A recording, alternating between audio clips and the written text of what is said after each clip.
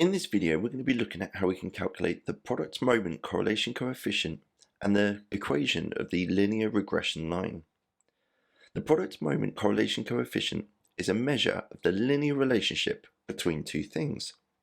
As you can see from the text in red, the correlation coefficient ranges from -1 to 1, where -1 would mean that it has a perfect negative correlation.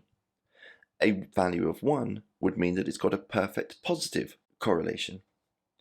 And the closer it gets to 0, the more it doesn't have a linear relationship between two things. In this video, we are going to be looking at how we can use a calculator to be able to calculate the product moment correlation coefficient, but at the same time also come up with the equation of the line of best fit that connects, in this case, experiment 1 and experiment 2. So what we need to do first of all is select menu, number 6, then select number 2 for y equals a plus bx.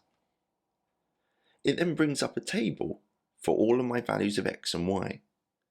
X in this case is going to be experiment 1, so entering in all my values, then selecting right and going up to the top so that I can enter in each y value, in this case experiment 2, for each x value. So when x is 1, y is 21. When x is 2, experiment 2 is 18.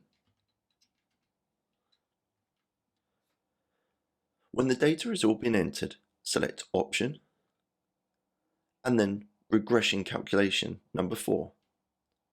So our line of best fit has an equation 23.4 minus 3x. So using the line of best fit, when experiment 1 is 0, experiment 2 will be 23.4, with a gradient value of -3. As experiment 1 increases, experiment 2 decreases, and with a product moment correlation coefficient of -0.96 to 2 decimal places, it's nearly a perfect negative correlation between experiment 1 and experiment 2.